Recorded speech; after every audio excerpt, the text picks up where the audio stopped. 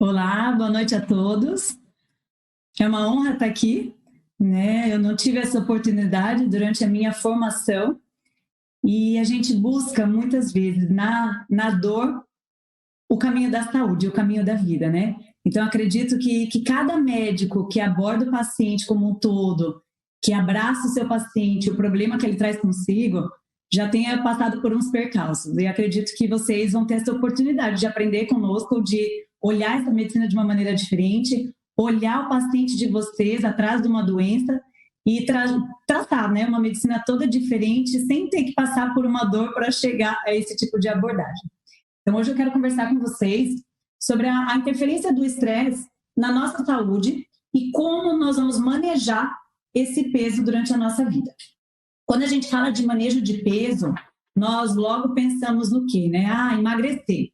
E emagrecer está na moda, porque hoje a gente tem um padrão de beleza, um padrão que as pessoas cultuam um corpo magro. E quando a gente fala de ser saudável, está muito além de ter um corpo sarado. Hoje nós vemos alguns casos até disfórmicos em academias, algumas mulheres que mais se assemelham a homens, e está cada vez mais frequente esse tipo de paciente vindo no consultório com a foto da blogueira e achando que aquilo é saúde, mas aquilo não necessariamente é saúde. Assim como nem todo obeso vai ser doente. Apesar da medicina ter um CID para a obesidade, que é o E66, mas tem sim algumas pessoas que estão acima do peso e que têm um estado bom de saúde. Mas geralmente essas pessoas estão inflamadas. Então, resumindo, né? Ser magro não é sinônimo de ser saudável e ser obeso nem sempre é sinônimo de doença. Então, nós vamos estar abordando isso hoje. Tá dando para entender tudo certinho? Tá. Então, para vocês entenderem um pouquinho da minha trajetória, eu passei, como toda aluna de medicina, né, pelo meu período do internato, e nos 2 últimos anos do internato, que eu tinha a convicta escolha da pediatria, no penúltimo dia de aula, eu mudei a minha escolha. E aí eu me formei, fiz uma pós de medicina do trabalho, porque não sabia direito se era pediatria ou não era. Por estar confusa, acabei indo para a medicina do trabalho. Gostei muito de trabalhar em empresa, porque eu consegui abordar toda a questão de prevenção. A medicina do trabalho, ela traz toda essa parte de prevenir acidentes, de querer a saúde dos funcionários para diminuir o absenteísmo, mas algo faltava. Era o consultório, era o contato, né? Era essa ligação direta com o paciente. Então, fui atrás de dermato, fiz ali uma pós de medicina estética, mas não cheguei a fazer nada de título, de especialização, fiz algumas pós-graduações. Até que a vida dá algumas rasteiras e a gente, na verdade, não cai, né? A gente só é empurrado para frente. Foi quando, num momento ali com a minha mãe, nós buscamos uma saúde para ela, porque já estava cheia de doenças, era doença autoimune, era depressão, eram muitas comorbidades numa mulher tão jovem, de 50 anos. E nessa meu pai entrou junto, né? Sempre obeso, sempre sedentário, bebendo, tomando também já remédio de pressão alta, de pré-diabetes, de ácido úrico elevado. Então entramos nós todos, né? Eu como médica, recém-formada, mas um pouco perdida ainda em o que eu ia fazer da vida, qual especialidade eu ia fazer, e com os 2 melhores pacientes nas minhas mãos, né? Meu pai e minha mãe. Então foi aí que eu decidi não fazer especialidade. Eu queria sim olhar o paciente como um todo, e eu queria abordar esse paciente muito além da sua doença e muito além daquele diagnóstico e do que eu poderia dar para eles apenas como especialista. Então, hoje eu quero conversar com vocês sobre a ideia que vocês muitas vezes têm e que a internet vende de medicina preventiva. E eu até coloco entre aspas ali a medicina preventiva, porque a medicina preventiva das redes sociais, ela é totalmente ao oposto do que o nosso conselho aceita como uma medicina ética. A gente não pode vender a ideia de que uma medicina preventiva é uma medicina para as pessoas ficarem mais jovens, ou é uma medicina para as pessoas ficarem saradas. Então, a medicina funcional, ela é o oposto de uma medicina integrativa, preventiva, nutrologia. Temos muitas vezes que vocês possam ver colegas se utilizando, mas para fazer uma medicina que não está enxergando o paciente como um todo. Em relação, né, a hormônios que a gente tanto vê, mas pode, não pode, muitas vezes ele é necessário. Então, ele pode ser aquela cerejinha do bolo, ou ele pode ser a melancia, né? Eu brinco que se você colocar uma cereja no bolo, você enfeita o bolo. Mas se esse bolo tá todo bagunçado e você joga uma melancia por cima, você acaba com esse bolo. Então, a gente vai aprender também que tem momentos, sim, de repor isso, e não é para todo mundo, e menos é mais, né? Eu falo que hormônio é que nem moda, menos muitas vezes é mais. Olhar o paciente, então, como um todo, não só o paciente que eu quero manejar o peso, e aí nós vamos ver, né, tanto o peso acima ou o peso abaixo, mas olhar o paciente como um todo vai ser um pouco diferente daquela abordagem que nós temos de uma visão unidirecional, aquele tratamento emergencial, aquela queixa aguda. Ah, torci o meu pé ou fraturei a minha mão. Eu tenho uma queixa aguda, né? Fui lá, eu tive a causa única daquilo, que foi um acidente. Eu engesso ou eu vou para uma abordagem cirúrgica e está resolvido o meu problema. A nossa visão, ela vai muito além. A nossa visão, ela vai tentar atrelar todo esse contexto do paciente, não só físico, mas psicossocial e emocional também.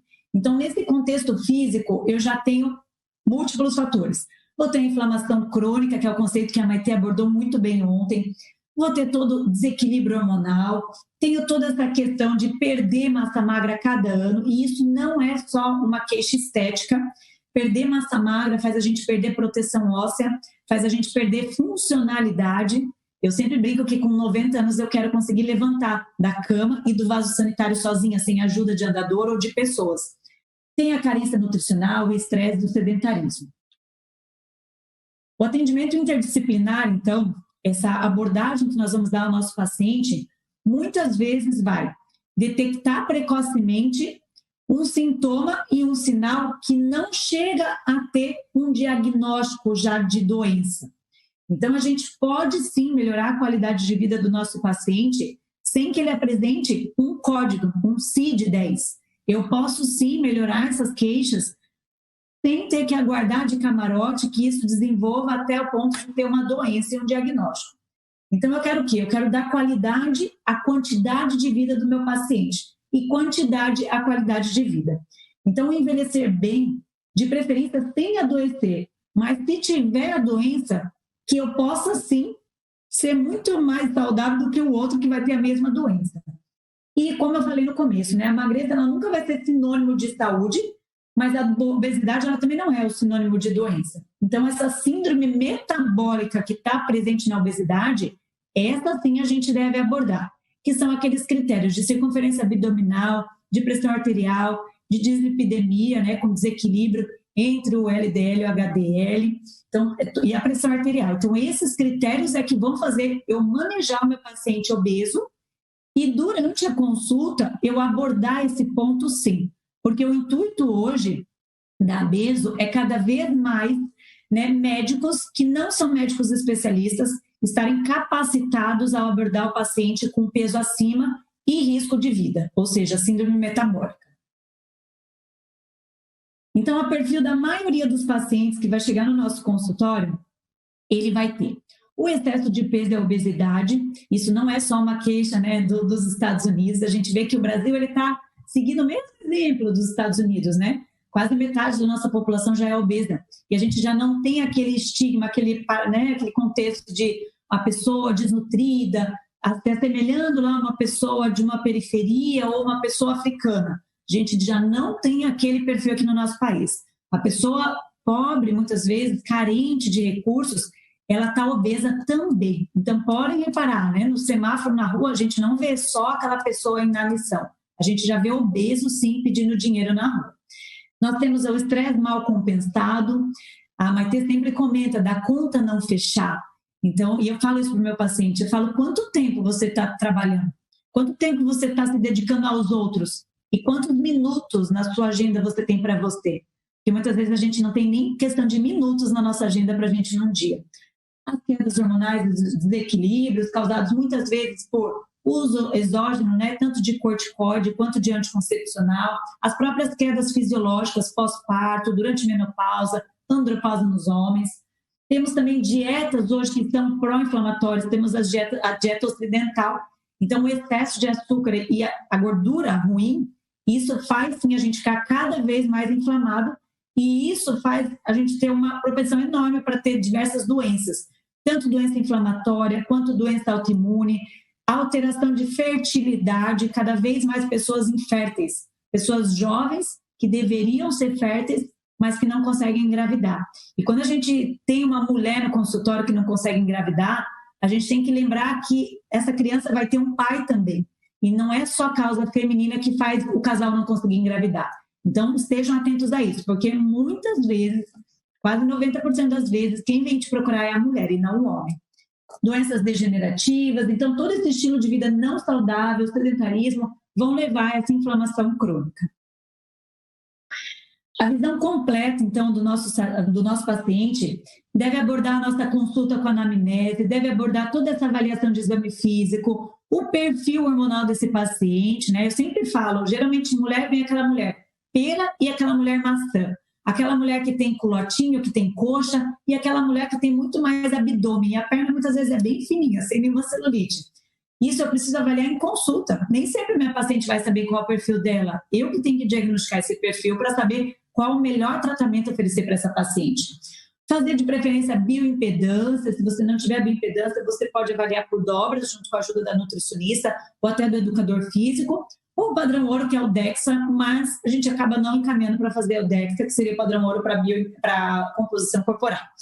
A gente avalia também a gordura visceral, que esse vai ser lá o primeiro ponto da nossa síndrome metabólica, e isso vai determinar muitas vezes se o meu obeso ele é propenso a ter doença ou não. Então, pega uma fita métrica que custa menos de R$3 e avalia toda essa medida ali, mais ou menos na linha do umbigo, tá? A gente pega aquele celíaco e rebordo costal, divide essa linha pela metade e eu analiso qual que é essa medida. Solicito, se for necessário, alguns exames, mas lembrando que exames são complementares. Cada vez é mais comum também no consultório o paciente querer fazer tudo quanto é tipo de exame. Mas quem diagnostica o paciente ainda é o médico, não é o papel, nem o exame, nem muito menos o laboratório. E prescrições conforme deficiências e necessidades. E saber que a gente também pode prescrever o exercício físico, mas a gente não vai montar o plano desse paciente e nós podemos sim prescrever orientação dietética. Mas se ele precisar de um cardápio calculado, isso é feito pela nutricionista. E aí a gente encaminha para os especialistas, né? Porque a gente tem toda a medicina, nós temos mais de 40 especialidades médicas que, se for preciso aprofundar num assunto específico, numa doença específica, a gente vai ter o colega para nos ajudar. Em relação à consulta presencial, então, a anamnese, eu gosto sempre de abordar, né? Queixa principal, então, qual é o motivo que está trazendo o paciente aqui para mim? Porque eu posso, muitas vezes, pode passar mais um, que daí abre todo ele. Eu posso... Não, pode voltar. Eu leio aqui, então, tá? Eu leio aqui, que eu acho que está incompleto ali. Então, vou abordar a queixa desse paciente, vou abordar qual é o histórico detalhado que está trazendo esse paciente no meu consultório, rotina, profissão dele, horários, qual é o elo fraco que eu tenho que prevenir, quais são as doenças da família. Não adianta um paciente que tem um histórico absurdo de câncer na família ficar prevenindo Alzheimer, né? Se ele não tem nada de histórico de Alzheimer na família. Avaliar os pilares de ingesta de água, de sono, exercício físico, alimentação, saúde emocional, se toma sol ou não. Hoje em dia as pessoas não tomam mais sol, então por isso que a gente vê essa epidemia toda de paciente com hipovitaminose D.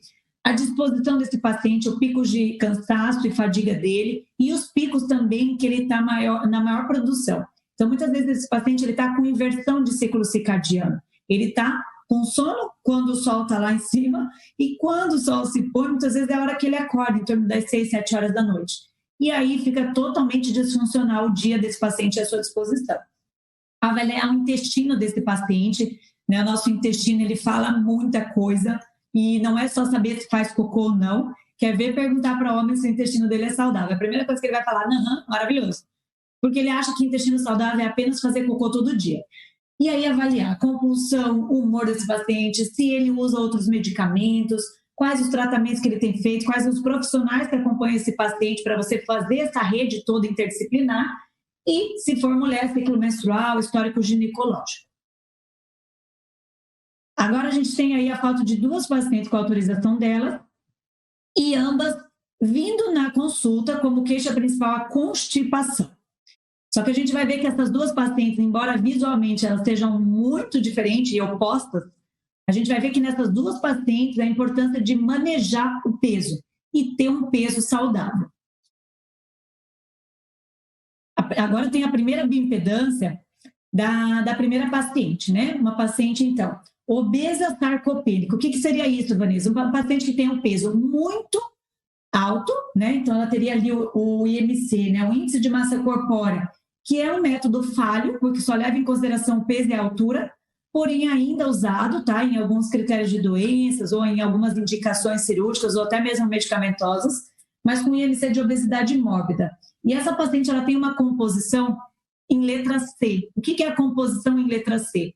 É esse peso proporcionalmente com muito mais gordura do que massa muscular. E esse peso é um peso de difícil resultado, né? É um peso que eu vou ter que ter muita paciência, né, com esse paciente. Vou ter que esclarecer para ela que em alguns momentos de platô vai ser preciso ganhar para perder. O que é ganhar para perder? Atuar na hipertrofia, porque vai chegar um momento que essa paciente baixa muito a taxa metabólica basal, ou seja, ela quase não queima mais calorias. Se eu ficar fazendo restrição calórica, o metabolismo dela cada vez fica mais desacelerado. Pode passar, Tim. E aí eu tenho a outra bioimpedância de uma paciente abaixo do peso e com peso dentro do normal, mas pelo IMC um pouco abaixo, e eu vejo que essa paciente também é sarcopênica, ou seja, ela também tem uma composição horrível, é a falsa magra. E essa falsa magra não é só esteticamente ruim. Essa falsa magra é a mulher que mais tem chance de engordar em períodos de pausa, né? Em períodos que ou ela vai casar e vai aumentar muito as atividades rotineiras dela, ou ela vai ter filhos e na gestação muitas vezes ela pode ter que ficar em repouso, ou é a mulher que vai entrar num ritmo de trabalho intenso e vai se abandonar, né? Porque tem filhos, trabalho, marido, casa, e essa mulher já não cuida de si. Então, uma mulher muitas vezes que fala para você, doutor, quando eu casei eu tinha 50 quilos e hoje ela está com seus 80 e poucos quilos ou mais. Então, esse tipo de perfil e composição ruim na magreza também não é um bom indicativo de saúde. E isso a gente tem que avisar, porque muitas vezes essas mulheres, elas vêm, e homens, né? Homem é mais difícil ter esse padrão C na composição. Geralmente é I ou D, né? Que é quando a massa muscular está à frente, até por uma questão hormonal. O homem tem muito mais anabolismo e é muito mais fácil o homem emagrecer do que as mulheres por conta dos hormônios que são presentes em maior proporção. Mas essa mulher, eu preciso alertar ela, olha, hoje o seu peso não te incomoda. Hoje o seu peso de 50 quilos, se você falar que tem que emagrecer, as pessoas vão rir da sua cara. Mas eu preciso ajustar a sua composição, até encaminhar esse paciente para ajustar, porque isso é um risco, sim, de ganhar peso no futuro. E essas pacientes, elas tinham algumas coisas em comum, né? Não era só a questão da constipação, elas são muito mais parecidas do que a gente imagina. As duas pacientes tinham todos esses itens em comum. Então, quando eu olho, são itens que, na maior parte das vezes, são decorrentes desse estresse mal manejado, né? Essa descompensação do estresse. E não é só o estresse de uma vida estressante, é o estresse inflamatório, é o estresse de uma alimentação ruim, de um sedentarismo, ou até mesmo de muita atividade física no meu dia, é o estresse de não dormir bem, de ter privação de sono, é a ansiedade ou a depressão por fatos externos. As duas são fadigadas, né? As duas tinham queda de cabelo e unhas fracas, as duas tinham insônia inicial, ou seja, demoravam para pegar no sono porque ficavam em celular olhando o Instagram. Mas, ao mesmo tempo, elas também tinham uma insônia de manutenção. Uma delas ficava com sono em vigília, aquele sono em alerta superficial, que qualquer coisa acorda, qualquer barulhinho, e a outra achava que acordava para fazer xixi. A sua bexiga, ela é um músculo involuntário. Ela não precisa, né, ser controlada por você. Então, você pode dormir normalmente, que a sua bexiga, ela segura o seu xixi.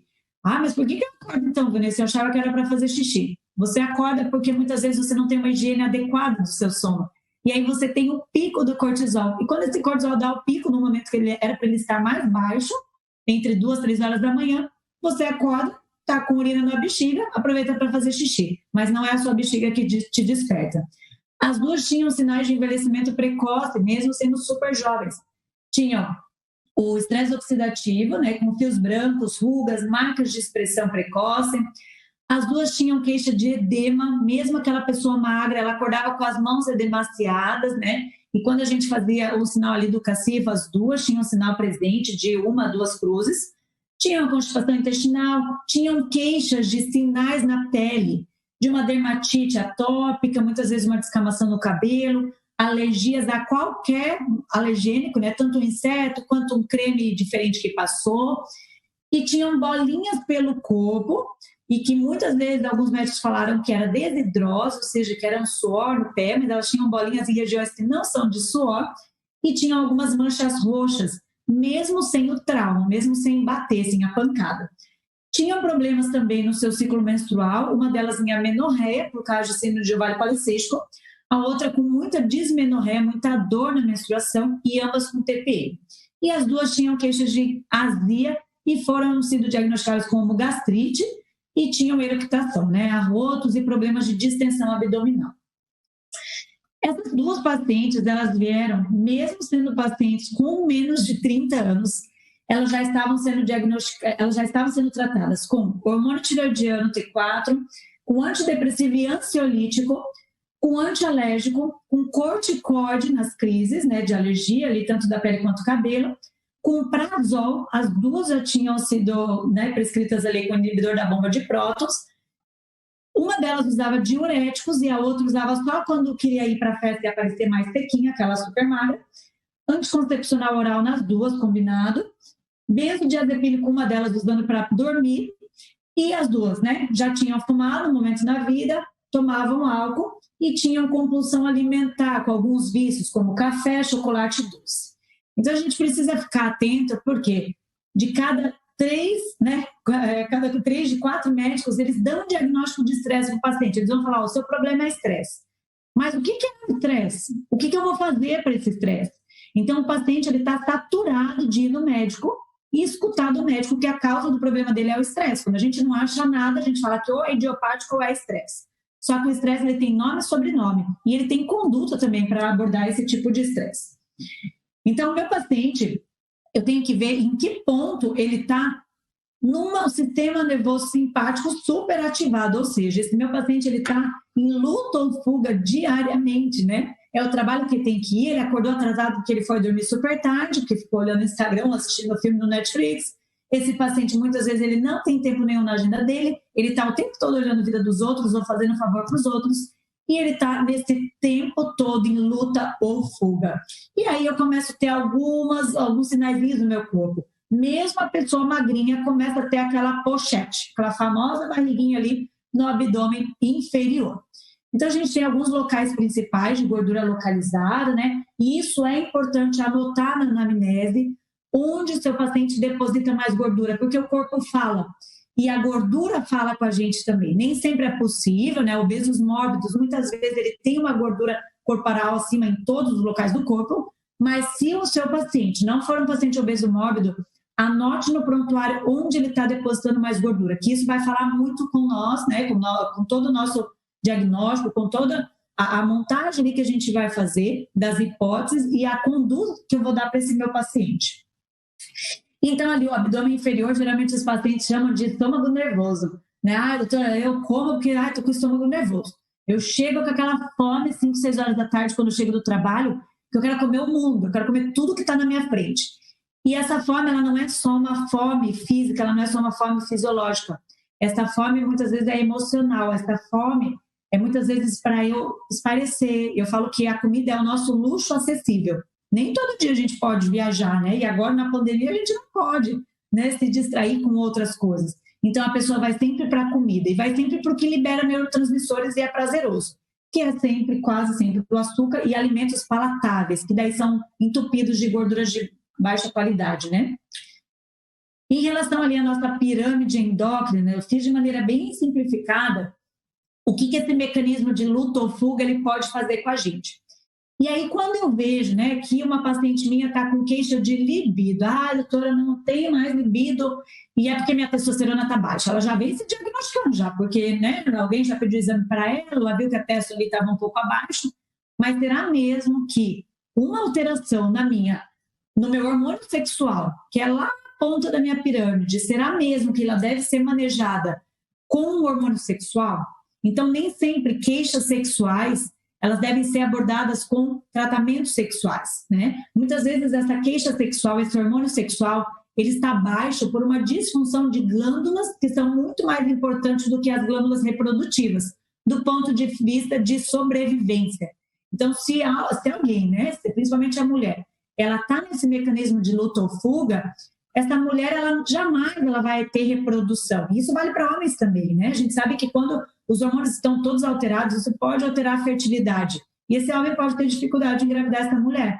Então, quando eu estou em luta ou fuga, algumas glândulas primordiais, que não são as sexuais para o meu corpo, elas também vão estar alteradas. E aí não adianta eu achar que eu vou resolver a libido dessa minha paciente com um gel de testosterona. Quando eu estou em luta ou fuga, toda essa minha cascata de estresse é desviada. E aí, ao invés de eu produzir todos os meus hormônios sexuais, como eu falei, eu libero todo ali meus hormônios, eu começo a produzir apenas cortisol, aldosterona, só os hormônios de sobrevivência. E até mesmo a conversão dos meus hormônios fica dificultada. Então, ao invés de eu, né, converter todo esse meu hormônio T4 em hormônio T3 ativo, que é o hormônio que faz eu ficar bem disposta, magra, né, faz o meu intestino funcionar bem, eu faço esse hormônio virar T3 reverso, ou seja, todo o meu hormônio que seria para acelerar meu metabolismo, manter o meu metabolismo sadio, eu faço esse hormônio ficar disfuncionante. E aí essa mulher vem, muitas vezes usando T4, mas com todas as queixas de um hipotireoidismo. E aí, se eu for ver, esse estresse, ele descompensa toda essa parte, né? Eu costumo chamar de tríade energética. Se eu tenho qualquer disfunção na minha adrenal, que é esse estresse, eu não estou falando aqui de fadiga adrenal. Eu também não gosto desse termo, apesar de muitas pessoas da medicina funcional falarem desse termo. Isso é muito controverso, né? Os endocrinologistas não aceitam esse termo. E eu, particularmente, também não gosto desse termo, porque uma fadiga adrenal é uma situação rara, uma doença de Addison, né? A gente tem situações que realmente vai ter uma fadiga por muito tempo. Mas eu acredito numa fadiga crônica, naquelas perturbações crônicas de estresse que vão fazer o tempo todo eu avisar o meu corpo que ele está em luta ou fuga. Até que o corpo fala, olha, chega, acabou a palhaçada. Eu estou vendo que não tem nenhum leão atrás de mim, eu estou vendo que eu não estou para cair de um precipício, e eu estou vendo que todo dia o meu dono está me sujeitando a essa luta ou fuga. Então, cansei. E aí eu começo a ter essa fadiga adrenal, e a fadiga crônica, que pode descompensar minha tireoide, pode descompensar a minha liberação de insulina, causando uma resistência insulínica, e isso certamente vai descompensar toda a minha questão hormonal. Então, cada vez mais frequente, a síndrome de ovário policístico, a endometriose, a aparição de miomas.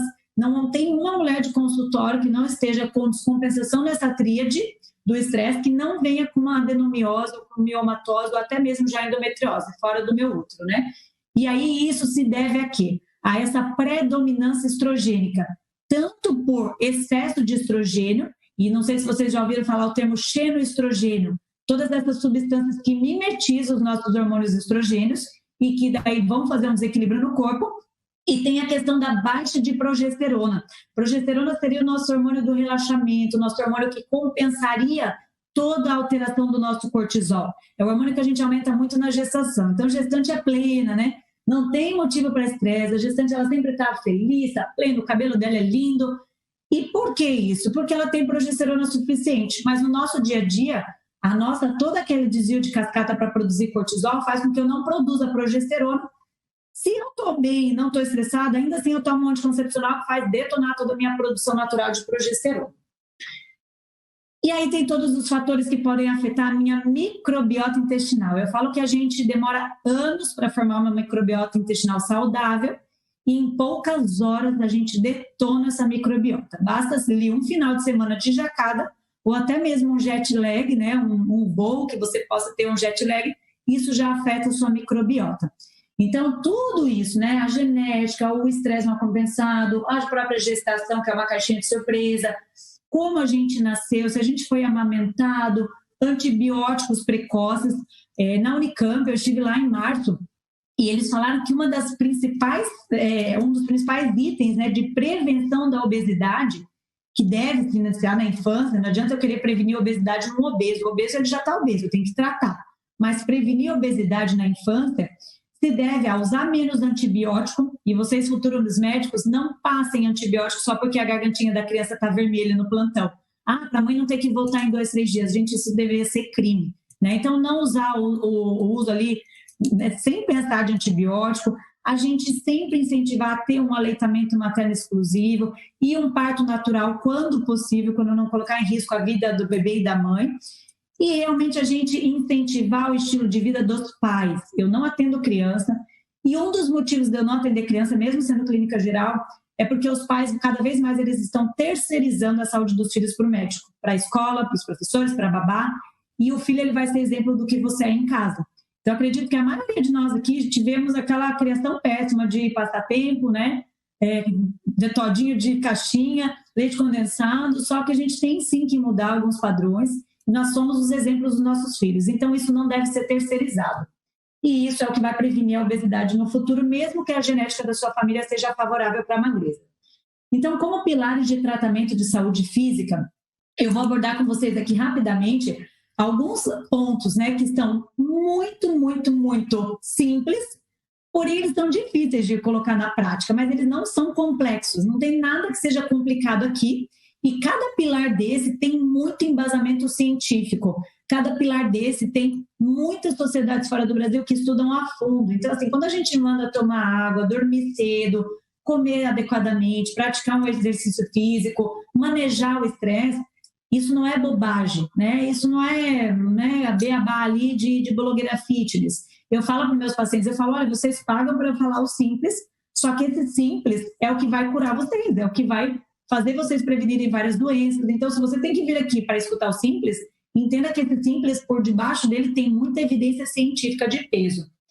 E aí, a ingesta de água, a gente tem que ensinar nosso paciente a tomar água, gente, porque é o hábito mais simples, mais barato que existe, pode passar. Só que é o que menos é feito. Vários pacientes meus que eu encaminho o paciente, né, ou que eu já não atendo mais, que eu já dei alta para esse paciente, ele vai vir só uma vez por ano no meu consultório, vira e mexe quando ele vem uma vez por ano, e aí tá tomando água certinho. Ai, Vanessa, eu tô super relaxada nisso, é verdade, né? Aquela minha dor de cabeça pode ser de desidratação. Nossa, aquela dor mesmo que eu comecei a perceber, aquele edema, aí ele já vai lá e já se disciplina, né? Então, a própria constipação, que era a queixa em comum daqueles pacientes, pode ser por falta de água. E aí, gente, pelo amor de Deus, né? Não ser saudável porque não toma água. E água é caro, por sinal, né? Então, assim, você pode comprar um filtro de barro, você pode ter acesso a uma água de boa qualidade, e você não precisa mandar o seu paciente comprar farinha de amêndoas para ser saudável, basta ele tomar água em primeiro lugar, né? E a água, para peso, ela é fundamental também eu calcular para o paciente, porque num paciente que eu quero que ganhe peso, que ganhe massa muscular, eu tenho que manter essa água longe de refeições, porque senão ele vai perder o apetite. E para o paciente que eu quero que perca peso, que eu tenho que fornecer mais saciedade, eu tenho que colocar essa água entre as refeições e principalmente uma hora antes das grandes refeições. Fazer ele tomar no mínimo 500 ml a 1 litro de água para ele se saciar, já que os nossos núcleos hipotalâmicos, vocês devem lembrar, né, tiveram anatomia há pouco tempo, da sede e da fome, eles são vizinhos. Então, quando eu estou com fome e com sede, o meu organismo pode confundir isso. E quase sempre ele vai confundir o da sede para a fome, não o contrário, né? Porque a água não tem gosto, não tem cheiro, não é bonita. Então, toda vez que eu tenho sede, o meu corpo vai querer comer algo. E aí eu preciso sempre pensar, poxa, eu estou com fome mesmo ou é sede? Me hidrato primeiro e quase sempre a minha fome some quando é por sede, né? Por desidratação. Então, a gente dá algumas dicas para o paciente, né? Dicas como calcular para o peso, colocar a garrafinha sempre por perto, saborizar essa água, porque o paciente que não toma água, ele até nauseia quando ele começa a tomar água direito. E aí a gente tem outro ponto principal aqui, que é do nosso sono e do nosso sol, né? Que vai determinar todo o nosso ciclo circadiano. O que é isso, Vanessa? O ciclo circadiano, então, é todo esse tempo de 24 horas que determina o nosso dia, com o aparecimento do sol, ou mesmo da claridade. Aqui em Joinville nunca tem sol, mas a gente tem a claridade que faz a gente funcionar, e quando a gente não tem a claridade, já é tempo da gente se deitar, descansar a mente, não pensar coisas muito agitadas, não assistir coisas muito agitadas, né? Não ficar olhando em celular, ler um livro, apagar a maioria das luzes de casa, e isso vai determinar a sua disposição. E isso também vai determinar o seu equilíbrio hormonal. Então, se a gente não está dormindo depois das 10 da noite, eu não consigo secretar e liberar hormônios como testosterona, GH, hormônios que são da disposição, hormônios que fazem mesmo a nossa perda de gordura e vão fazer o nosso anabolismo muscular. Então, mandar o meu paciente dormir cedo também é papel de médico, né? E médico de saúde. Se vocês querem ser médicos de saúde, não só médico que trata doença, eu tenho sim que ensinar para o meu paciente que o meu sono, eu falo para ele que o sono é o tempo do gari trabalhar, né? Então, é todo o tempo da gente reparar os danos que eu submeti ao meu sistema imunológico ao longo do dia. Toda essa bagunça que eu fiz, toda essa exposição a poluentes químicos e poluentes ambientais, toda essa gama de radicais livres, né, de poluentes, de estresse oxidativo, à noite que eu vou varrer tudo isso, o Gari vai lá, entra em cada célula, varre isso, usa os meus antioxidantes naturais, como a vitamina C, como a vitamina D e várias substâncias do nosso corpo, e aí a gente consegue reparar os danos da minha célula para não ter células que percam esse processo de apoptose, de reparação e possam ter futuras células cancerígenas. Então, é bem comum vocês dosarem vitamina C do paciente de vocês e aí vira aquela vitamina C 5 vezes menor do que o valor mínimo. Nossa, doutora, mas eu como limão, eu como laranja. E daí, né? O seu corpo está precisando de 10 vezes mais do que você come. Ah, então eu tenho que comer 10 vezes mais? Não, senão você engorda. Então, muitas vezes você tem que silenciar esses processos oxidativos, aqueles gatilhos que eu falei da microbiota, né? E fazer essa demanda da vitamina C ser menor do que o seu consumo. E aí eu consigo equilibrar essa dosagem sérica. Então, perguntar sempre se essa insônia do paciente é inicial, como eu falei, né, por algum estímulo com o celular, TV, ou se ela é de manutenção por uma má higiene de sono, que é manter a luz muito acesa, muito barulho, comer inadequadamente à noite. Ali tem muita gente que come muita proteína à noite, achando que vai engordar com carboidrato. Mas a proteína faz aumentar seu cortisol e o carboidrato faz rebaixar. Então, prefiram sim carboidrato complexo, evitem excesso de proteína, porque a proteína é de difícil digestão. Você vai ficar quase 8 horas, 6 a 8 horas para digerir isso. Imagina 6 a 8 horas que você tem de sono, você digerindo proteína. Você não descansou, você não reparou célula, você vai acordar mais cansado do que você foi dormir. Então, é um sono não reparador. E além do sol, toda a questão de vitamina D, que vocês já devem ter ouvido falar muito, a gente tem o sol como melhora de neurotransmissores. Então, quando a gente está no sol, quando a gente está na luminosidade, né? Quando a gente sai para almoçar, quem trabalha em ambiente fechado, olha para a claridade, né? Libera neurotransmissor, libera serotonina, poupa melatonina para a noite. Só o fato da gente olhar muitas vezes para a claridade já faz a gente sentir sensação de bem-estar. E é bem comum, né? Quando a gente fala que é aquele dia nublado, né? Aquele dia nublado, geralmente eu estou para baixo, eu fico cansada, eu fico triste. E por que eu fico assim? Porque eu não estou liberando muito neurotransmissor, porque muitas vezes eu estou dentro dos ambientes, porque está chovendo lá fora, e eu não vejo luz solar, eu não estou vendo claridade, pelo menos. Então, tudo isso eu tenho que ensinar para o meu paciente, porque os remédios que ele vai ter para prevenir doenças não estão ali nas caixinhas da farmácia. Muitas vezes os remédios estão na própria natureza, né? No próprio dia a dia dele. Então, o sono, né, como o grande ali marcador mesmo de uma saúde, de manutenção do peso, pode passar. Tanto é que o sono, o ciclo circadiano, foi colocado como um dos principais pilares para manter o peso do paciente em Harvard. Então, a gente acha que para emagrecer tem que comer menos e fazer mais exercício físico. Isso é muito vazio, né? Isso seria muito simplista. Isso é óbvio, né? Que tem que comer menos do que gasta. Mas hoje o sono e o ciclo circadiano tem sido colocado como um dos principais pilares na manutenção do peso.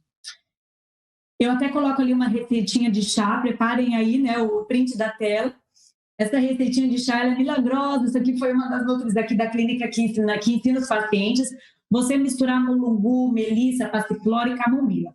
Lembrando que gestante, né, nunca pode tomar esses chás com muitas ervas, gestante sempre é chá mais frutado, mas esse chazinho você pode mesmo fazer, misturar e ensinar o seu paciente, porque muitas vezes com fitoterápico desse e com aquelas medidas de higiene de sono, que é apagar luzes, ler um livro, né? Não discutir assuntos muito complicados, não ter discussões de relacionamento à noite, isso já vai fazer você pegar no sono mais fácil, sem ter que usar um benzodiazepínico, um indutor de sono, né? Um remédio controlado muitas vezes. O exercício físico, ele entra aqui também como um pilar, tanto quanto ansiedade, quanto depressão, quanto melhora do nosso sono, porque daí a gente realmente relaxa à noite e descansa melhor. Então, o exercício físico, ele é, sim, item de prescrição médica. Os médicos esqueceram que tem que falar para fazer exercício físico, mas, na verdade, eles esqueceram de fazer exercício físico, né? Tem alguns que ainda falam, mas daí quando você olha para ele, ele está lá com aquela circunferência abdominal maior do que a sua, muitas vezes, mandando você fazer exercício físico, e se você devolver a pergunta para ele, provavelmente ele não faz exercício físico. E aí aquele médico que fala, fala o que eu faço, né? O que eu falo, mas faço o que eu falo, mas não faça o que eu faço. E aí, assim, né, gente, chega de hipocrisia, né? O nosso paciente de hoje, ele quer seguir exemplo. O nosso paciente de hoje, ele não quer só a doutora Vanessa, ele quer saber como é que é a Vanessa também, né? Se a Vanessa também é saudável, se a Vanessa também pratica aquilo que ela está falando, né, e propondo para ele. Então, a gente colocar exercício físico numa prescrição faz parte, sim, da saúde do paciente. Obviamente, tem algumas restrições. Se o paciente não pode fazer exercício físico naquele momento, a gente deve motivar esse paciente, a gente deve, sim, né, mostrar apoio para ele, porque nem sempre vai ser possível. Tem pacientes que chegam num grau tão grande de fadiga, de fibromialgia, que como é que eu vou mandar ele fazer um exercício se o exercício deixa ele pior do que antes? Então, eu aguardo esse paciente melhorar, eu motivo, eu incentivo os outros hábitos e depois eu proponho um exercício físico.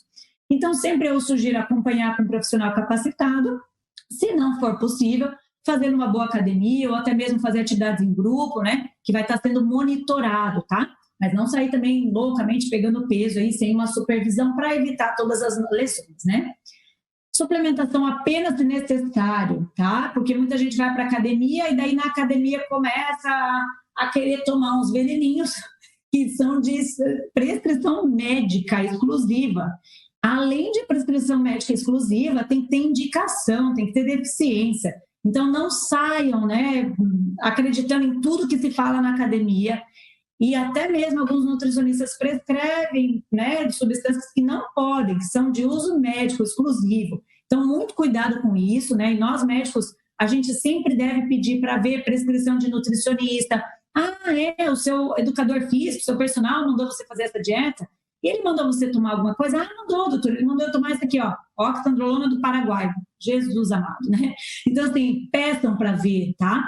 E se, de preferência, conversem com o profissional, jamais fale para o paciente, nossa, isso é um absurdo, esse nutricionista jamais deveria passar isso, ou esse personal está achando que ele é o quê? Gente, pega o contato do profissional, né? Sejam éticos acima de tudo e de todos, né?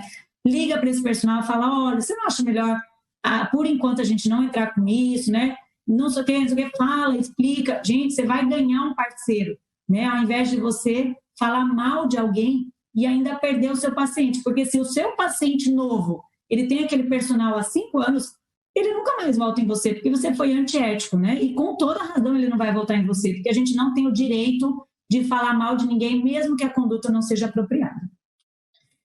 E aí, a alimentação, a gente deve evitar todos os modismos, né, cada vez mais frequentes, os terrorismos nutricionais, o que é mito e o que é verdade, como eu falei para vocês, do carboidrato, não comer carbo depois das 19 horas.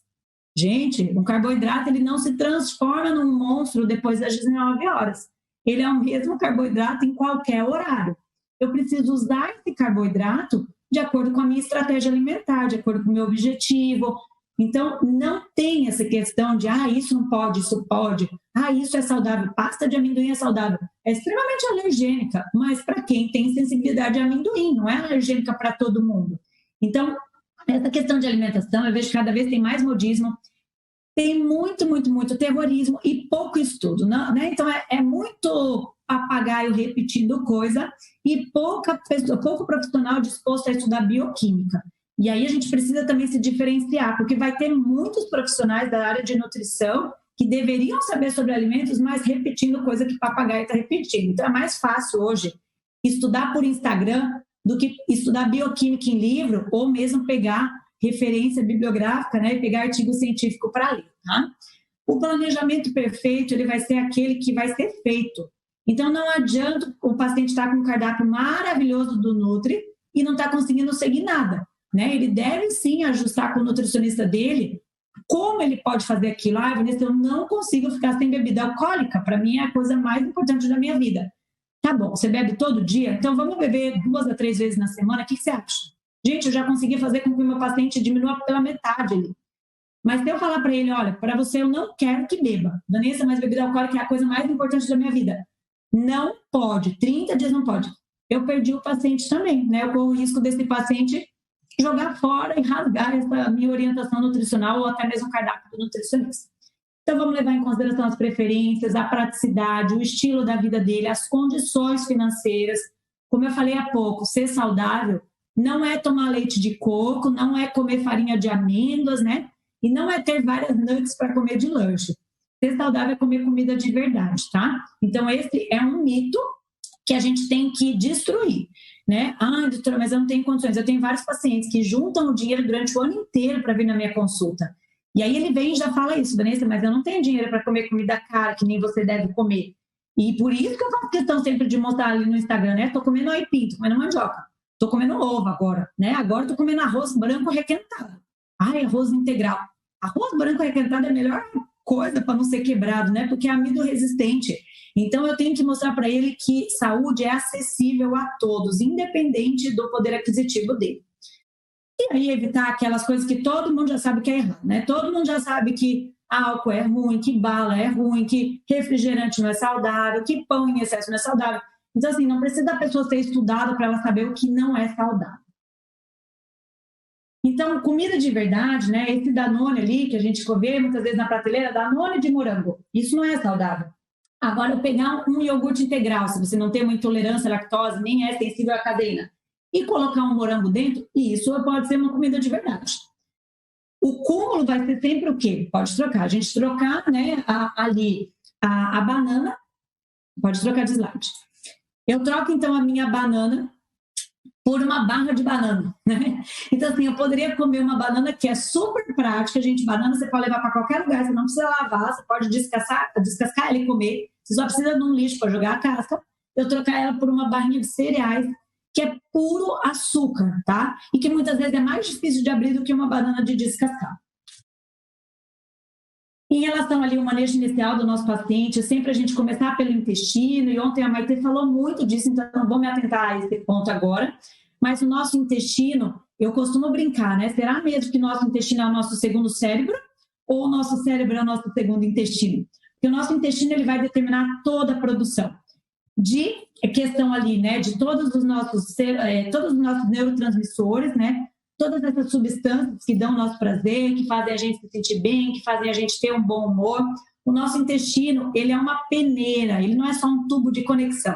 Imagina uma peneira ali de mais de 8 metros. E essa peneira, ela é toda fenestrada e por ali vão ser filtradas várias substâncias. Eu posso arrebentar essa peneira, eu posso entupir essa peneira, e isso vai sim predispor a algumas doenças, principalmente as doenças autoimunes, tá? Então, sempre cuidar com os terrorismos nutricionais, mas informar o paciente quais são os principais alimentos alergênicos, quais são os principais alimentos de gatilho, né, de inflamação crônica, como o açúcar, a gordura ruim, o próprio gliadino do glúten, né? Se estima que a gente demoraria ali quase 3 meses para digerir o glúten. Imagina consumir glúten 3 vezes ao dia, se você demora 3 meses para digerir ele, né? Em relação ao tratamento, então, medicamentoso, off-label, né? O que seria o off-label, Vanessa? O tratamento que não foi feito para perder peso, mas em alguns pacientes ele pode perder peso, né? Como fluoxetina antidepressivo, bupropiona antidepressivo, e alguns que reduzem a saciedade e melhoram a compulsão, como o topiramato, que é prescrito para enxaqueca, né?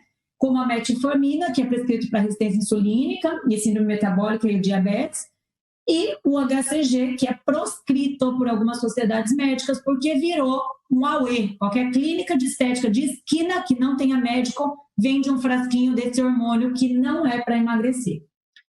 E temos o tratamento medicamentoso on-label. O tratamento medicamentoso, até no passado nós tínhamos 4 opções, mas a locazerina foi tirada de mercado. Não sei se porque era uma patente japonesa dentro dos Estados Unidos ganhando dinheiro, ninguém sabe ao certo porque foi tirada. O estudo que eles mostraram foi um estudo assim, péssimo, porque mostraram que os pacientes que tomaram locazerina desenvolveram uma chance ali de 0,6 de risco de ter câncer de pulmão. Gente, não tem nada a ver a fisiopatologia ali, a etiologia das duas doenças. Porém, eles tiraram de mercado. Então, hoje nós temos a sibutramina, que não sou muito fã, né? O paciente hoje, ele vem te buscar para a qualidade de vida. Ele não quer só emagrecer a todo custo. Ele não quer um remédio que depois vai dar um efeito rebote nele. Ele não quer um remédio que vai deixar ele irritado a ponto de matar meio mundo ou se matar. Ele quer ter qualidade de vida, ele quer emagrecer, mas ele quer estar feliz também. Então, aparentemente, né, não é a melhor opção na minha conduta, mas é um remédio, sim, que alguns médicos prescrevem e é permitido hoje. Liraglutida, que são os análogos, né, do GLP-1, e nos Estados Unidos, há 3 semanas, eles aprovaram a semaglutida, que é aquela que aplica uma vez na semana, a gente não pode falar o nome comercial aqui, mas a semaglutida, ela também já está sendo estudada para perda de peso, em mais frequentes ali na semana, ou doses maiores de 1 miligrama. E o Orlistat, que é aquele desabsortivo, que a pessoa acaba tendo diarreia quando come alguma coisa errada, mas na bula, embora diga que não altera as vitaminas lipossolúveis, a vitamina A, D, E e K, na prática eu não gosto, porque todos os pacientes já vêm com hipovitaminose dessas vitaminas, né? Já vêm com vitamina D baixa. E aí, dar um Orlistat, eu ainda posso provocar uma desbiose intestinal, um desequilíbrio entre as bactérias. Se o paciente fica tendo diarreia o tempo todo, é como se fosse totó, sabe? Tipo, totó, você comeu errado, você vai ter diarreia. Isso não ensina o paciente, né, a querer ter uma vida diferente. Isso não instiga a fome de vida no paciente. Isso apenas vai disciplinar ele quando ele comer errado, tá? E isso é só de prescrição médica. Todos esses 3 acima, que a gente pode prescrever, apenas médico. O nutricionista não pode prescrever isso. Clínica de estética não deveria aplicar isso, porque até hoje eu tive um paciente que a clínica de estética está aplicando toda semana a semaglutida, né? E aí eles acham que pode comprar a caneta na farmácia, que infelizmente não precisa de receita médica, e começa a aplicar no paciente toda semana, mas isso é uso médico, tá? As indicações, então, formais para emagrecimento seriam um IMC acima de 30, igual eu falei, né? O IMC não é o melhor critério para avaliar a obesidade, porém o IMC fala muito, né, sobre essas indicações, mas o ideal seria analisar a composição corporal. Mas então, se ele for um obeso, né, de grau 1 acima, ou sobrepeso com comorbidades, ou falência de terapia, né, de mudança de estilo de vida, ou mesmo, né, se é um paciente que eu preciso usar essa sibutramina, até porque ele tem alguns outros critérios ali médicos, mas eu não concordo com o uso, tá? Essa é a minha conduta pessoal, não prescrever sibutramina para ninguém. Preconceito, então, com a medicação, né? Você deve falar para o seu paciente que usar medicação não é falha de caráter, usar medicação não é porque ele fracassou na mudança de estilo de vida. Você deve incentivar esse paciente, porque ele acha que quando ele tem que tomar remédio para emagrecer, é quando ele é um fracassado, é quando ele não conseguiu nem a mudança de estilo de vida, né? Ele não tem domínio sobre o próprio corpo. Então, assim, instiguem esse paciente a fazer o tratamento medicamentoso, fala para ele, olha, isso aqui é um tempo, é um período necessário. O seu tratamento mesmo vai iniciar quando você emagrecer. E aí, quando você emagrecer, a gente para a medicação e a gente vai fazer o tratamento de manutenção com a mudança de estilo de vida, que é o que você está aprendendo. Então, fica tranquilo. Esse período agora a medicação vai te ajudar, vai te dar um suporte. E depois você vai ter o resto da vida para manter esse peso perdido com a mudança de hábito. Então, a gente deve incentivar esse paciente, gente, porque é um paciente que, no mínimo, já tentou emagrecer 4 vezes. Os estudos mostram isso. É um paciente que já vem com vergonha, porque vários médicos já apontaram o dedo na cara dele e falaram que ele precisava emagrecer. Mas, ao menos, perguntaram desde quando ele é obeso ou por que ele engordou. Então, você tem que acolher esse paciente, né? Esse paciente é seu também. O problema dele é problema seu também, né? Não é só problema dele, tá? A abordagem nas 3 esferas, né? Quando a gente pratica a medicina funcional, e é se emocionar todos os dias, né? A medicina funcional é eu chorar sempre, quase sempre com o meu paciente, né? Eu sou emotiva, tá? Você não precisa chorar sempre, mas eu falo que a cada caso, né, que eu dou alta ou que a gente tem sucesso, a gente tem resultado, e não é só resultado de emagrecer, é o resultado muitas vezes de curar um sintoma que ele sempre teve, ele até se acomodou com isso, ele achava que era normal ter isso. Então, assim, você aborda não só o paciente, não só a doença dele, mas você aborda a família. Esse paciente ele vai ser um ser humano melhor, ele vai ser um cônjuge melhor, esse paciente vai ser um filho melhor, esse paciente ele vai trabalhar melhor. Então, você modifica toda uma sociedade através da vida de uma pessoa. Então, é você abordar mesmo ele na esfera de corpo, na esfera física, né? Entender como está a mente desse paciente, como está o emocional dele, a saúde da alma dele, e como que é a espiritualidade desse paciente. Até um pouco tempo atrás, a gente não podia falar muito de espiritualidade.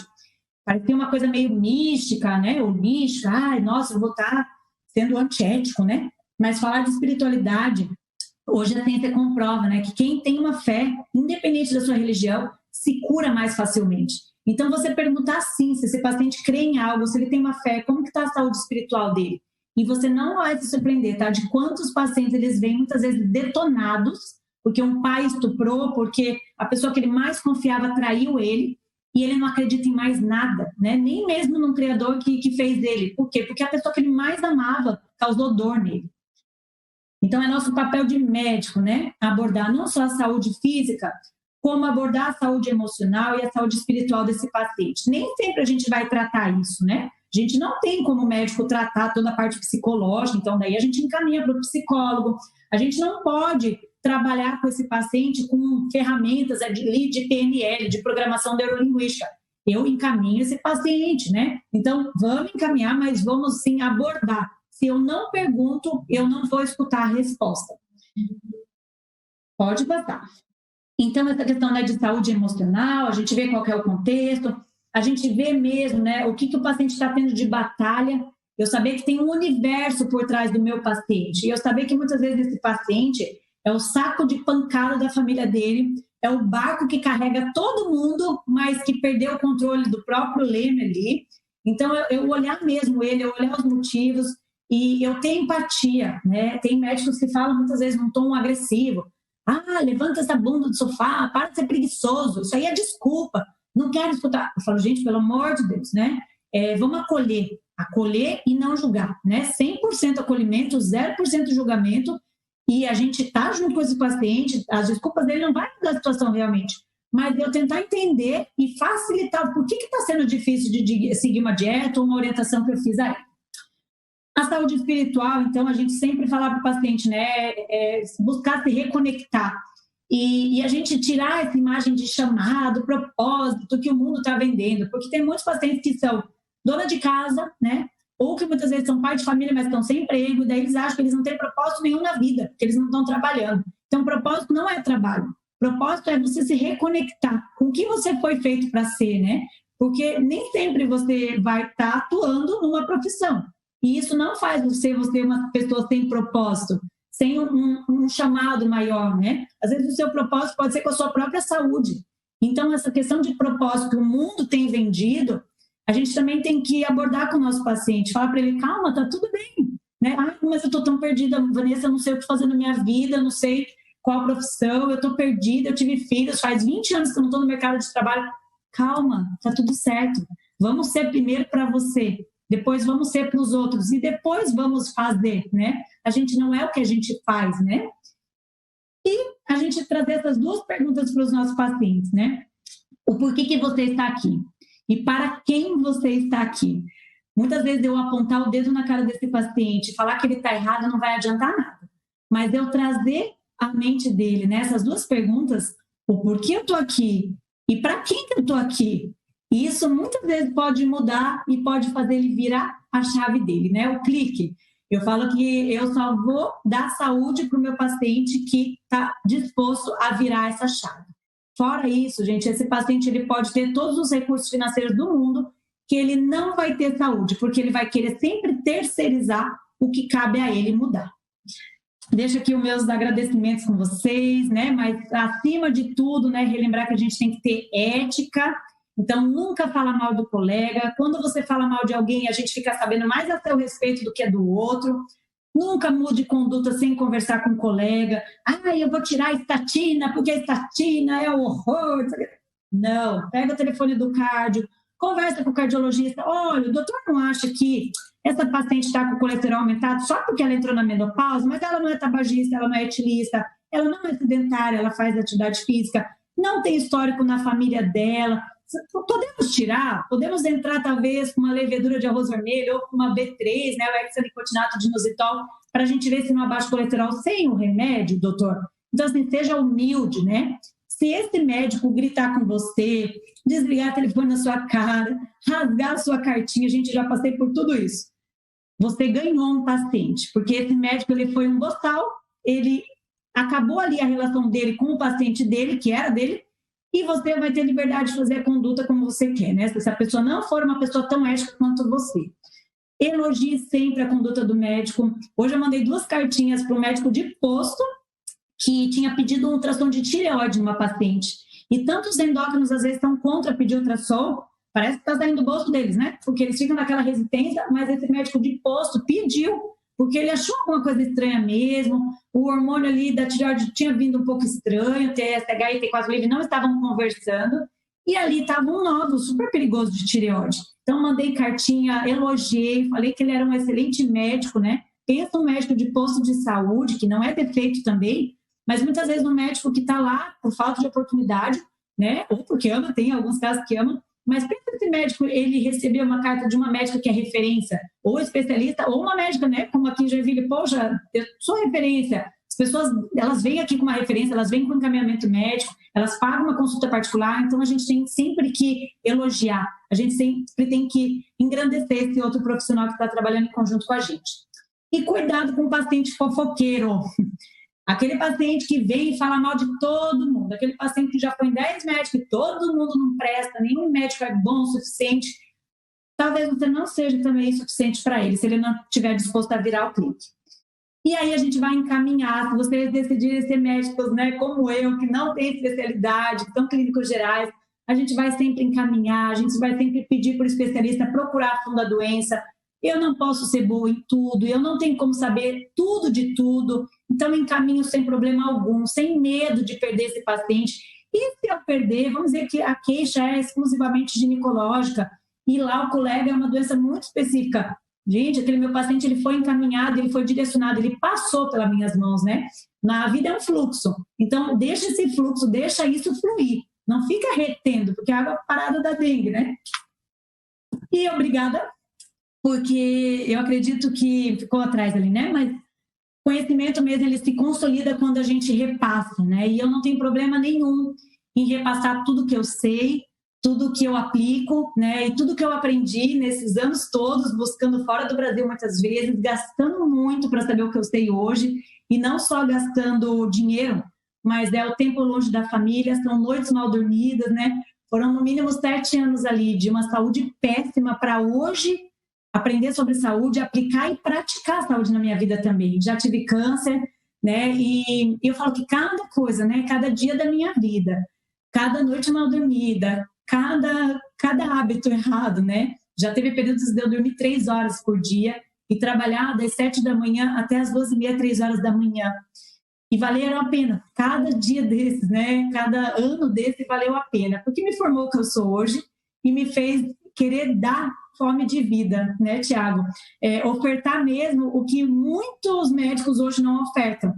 E fazer o meu paciente parar para raciocinar, porque hoje a gente está nessa roda maluca e aí vem uma pandemia dessa e vira a nossa vida de ponta cabeça. E se quem não aprendeu algo com a pandemia ainda está em tempo, né? De ver que a gente não tem o controle de nada. A gente acha que tem o controle da nossa vida, mas a gente não tem, a gente só acha, né? Então, vamos fazer as coisas certinhas, que as chances da gente ter uma saúde muito boa e uma saúde plena, isso aumenta muito. Tá bom, meu querido? Acho que eu passei o recado que eu queria para vocês, né? Excelente palestra, doutora Vanessa. Agora eu vou te fazer algumas perguntas que nos fizeram durante a apresentação, ok? Tá bom. Então, primeira pergunta é: como a doutora maneja uma falsa magra? Porque hoje a gente tem todo aquele terrorismo da carbofobia, das dietas da moda, de meu Deus, ganhei 1 quilo na balança e acha que é sempre de gordura e tem aquele pânico de não querer ganhar peso de jeito nenhum. Como é que a gente faz? Bem comum, tá? Então, que bom que você perguntou, que teve essa pergunta, mas falsa magra é o que eu mais abordo no consultório, né? São os obesos e falsas magras. E eu sou muito realista. Eu falo, olha, você pode engordar igual tudo que eu falei na palestra, né? Quando você tiver filho, você pode engordar muito. Quando você tiver que parar por algum motivo, por uma cirurgia ou por algum repouso forçado, você vai ter sim chance de engordar. E aí eu exponho para ela que peso eu vou deixar ela. Eu posso pegar um negócio ali rapidinho no armário, você me espera um segundo? Claro, pode sim. É um segundo, espera lá, que vai ficar mais fácil de vocês entenderem.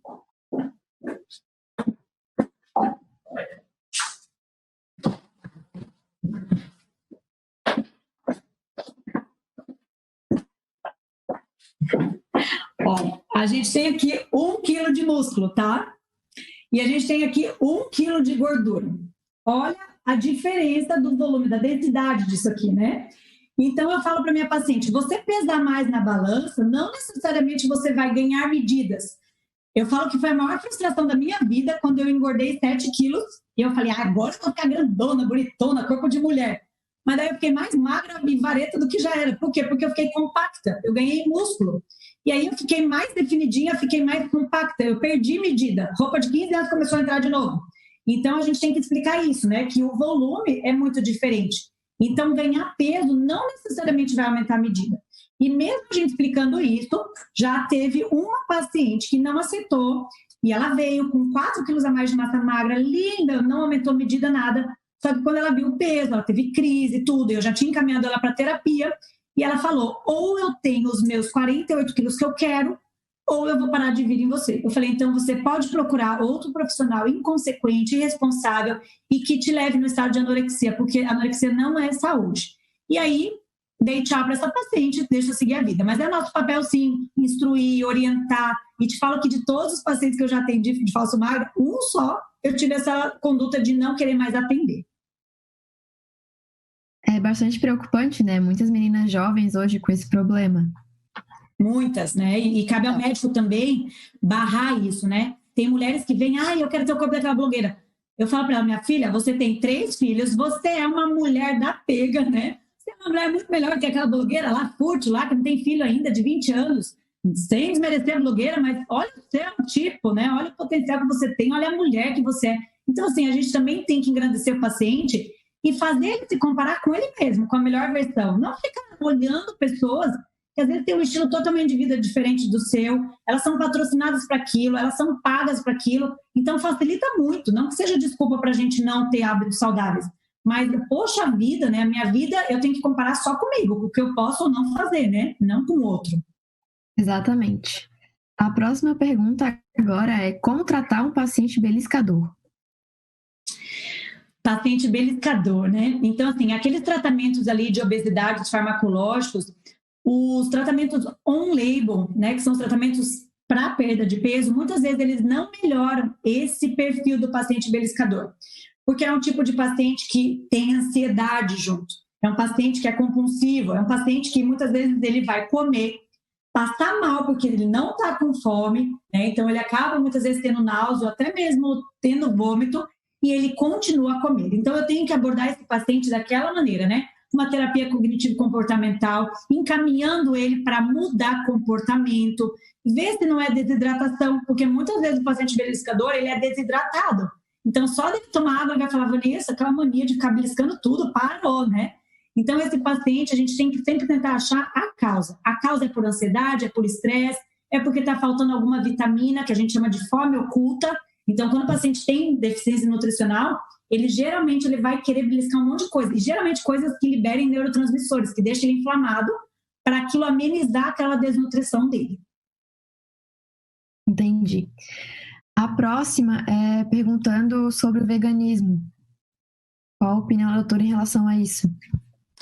O veganismo ele não é só uma estratégia alimentar, né? O veganismo é toda uma ideologia de vida, né? De pessoa. Não tem só a questão da alimentação. Então, eu falo que eu sou contra o vegano hipócrita, né?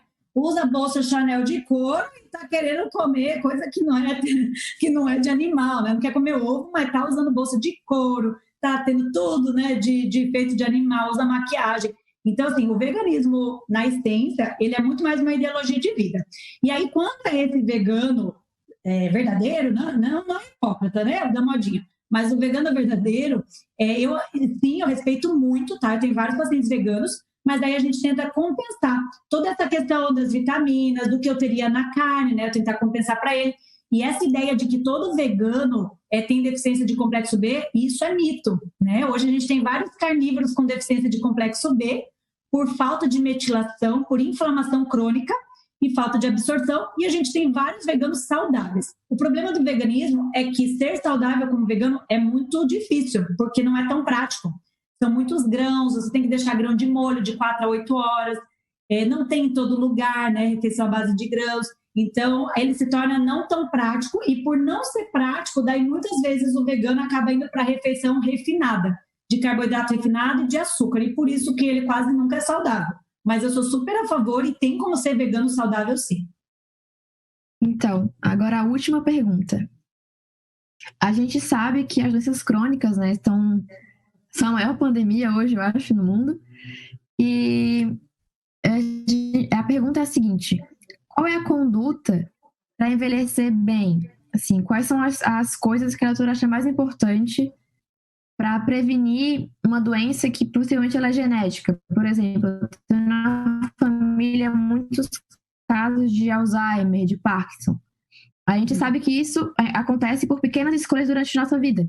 O que eu posso fazer para evitar que isso aconteça no futuro? A pessoa que perguntou isso, acho que ela chegou no final da minha aula e ela não viu tudo o que eu coloquei para vocês, apesar da gente ter focado no assunto manejo de peso, mas eu falo que a gente ser médico de saúde, por mais que seja complicado, tem paciente meu que fala, meu, doutor, eu não sei como é que você sabe de tudo.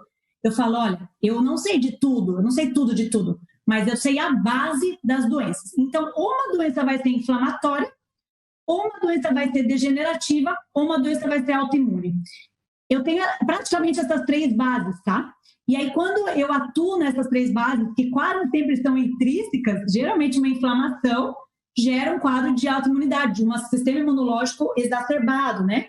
Geralmente, uma degeneração vem de uma inflamação crônica. Então, quando eu aprendo a base das doenças, eu previno quase tudo. Eu previno todas as doenças evitáveis, porque as principais causas de mortes pela Organização Mundial da Saúde, as 10 principais causas de morte, elas são evitáveis. Então, quando eu previno inflamação, eu estou prevenindo quase todas as doenças. Quando eu previno doença degenerativa, e como prevenir isso? É aquele beabá que parece bobo, mas que tem muito fundamento por debaixo e tem muita literatura científica de peso, como tomar água, hidratação, o se exercitar, não ser tão sedentário, tanto exercício físico programado quanto atividade física, que é usar mais escada, né? Não depender tanto de carro para tudo. Eu tomar água adequadamente, eu dormir adequadamente, né? A minha conta tem que fechar, eu preciso descansar, não dá para ficar acordado, né? Mais de 14, 15 horas do meu dia e não dormir. Eu tenho que estar acordado, produzindo, trabalhando, mas eu tenho que descansar também. E descansar não é só deitar na cama, né? O meu sono tem que ser reparador. Não adianta eu achar que eu durmo e eu acordar mais cansado do que eu acordei. Isso não é um bom sinal de um sono saudável, que previne doenças, tá? E aí a gente atuar sempre nessa questão da esfera, de fazer esse meu paciente, muitas vezes, ter um tempo na agenda dele. Eu falo que o cúmulo hoje da nossa vida corrida é ter que meditar. É um cúmulo ter que fazer algo para não pensar em nada. Eu falo, gente, a meditação, os nossos avós devem falar, o que é isso, meu filho? Tá meditando? Sim, estou tentando não pensar em nada. Poxa, ficou louco, né? Tipo, que pessoa é essa que tem que ter um tempo para não pensar em nada? Então, assim, nada contra a meditação. Os congressos que eu e a Maite, a gente vai nos Estados Unidos, eles sempre começam com meditação. Mas falar que, assim, olha o cúmulo de doença que a gente chegou de nível patológico de correria, né? Então, todos aqueles hábitos, aquelas condutas, por mais simples que pareçam, são condutas de prevenção das doenças evitáveis pela OMS, tá? Ok, muito obrigada. Acho que a gente encerra por aqui. Agora vamos